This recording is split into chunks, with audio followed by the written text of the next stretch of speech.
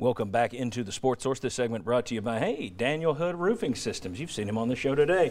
When you think roofing, you think shingles, and Daniel's team carries so many different types and colors that we couldn't run through them all on this show if we did it for 5 straight weeks.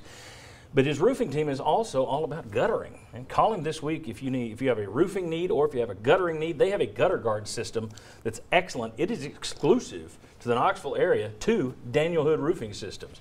And we've told you about all their certifications. That's part what goes with that. You get exclusive high-end product. Daniel Hood Roofing Systems. Give Daniel a call this week. All right.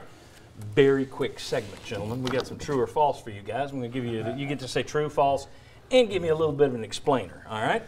Bob, I'm starting with you. We'll do it this way.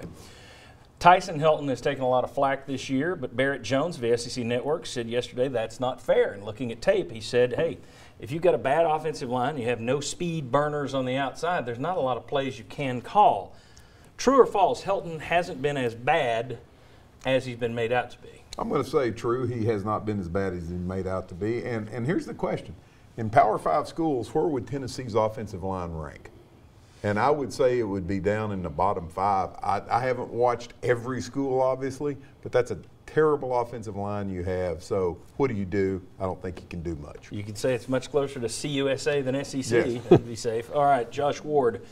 UT, we mentioned it earlier, really missed Ty Chandler yesterday, I thought, as a back, out of the backfield, et cetera.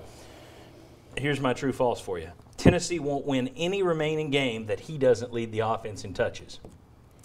I'll say true. I think he's that important. Aside from Jerry Garantano, who I think has been the most important player for Tennessee on offense, I think it's been Ty Chandler. When Tennessee was able to go to Auburn and win, Chandler led the team in touches. When Tennessee led by 2 scores and almost won at South Carolina, Chandler led Tennessee in touches. Tennessee is best on offense when Chandler is helping lead the way, along with Garantano. Desperately need him to be healthy. Yeah.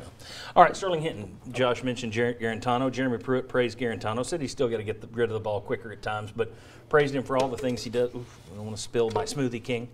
Praised him for all the things he does before the snap. Has to check into a run plays when there's really no way to run, etc. But here's my question. He doesn't make a lot of plays. Doesn't make a lot of mistakes, but he also doesn't make a lot of big plays. So in terms of touchdowns. So my question is, true or false, Garantano needs to take more chances with the football even if it results in more interceptions? No, absolutely not. The name of the game is football, not take a chance. When you can't win the game or put points on the ball without the ball, so you don't take a chance with it. That's the quarterback's first priority is protect the football, then advance, then move your offense to score. You have to be more precise and passionate about picking more pickled peppers than Peter Piper himself. You understand what I'm saying? That's part of being for the quarterback. That's the truth. I wish I could talk that way as the host of the show. All right.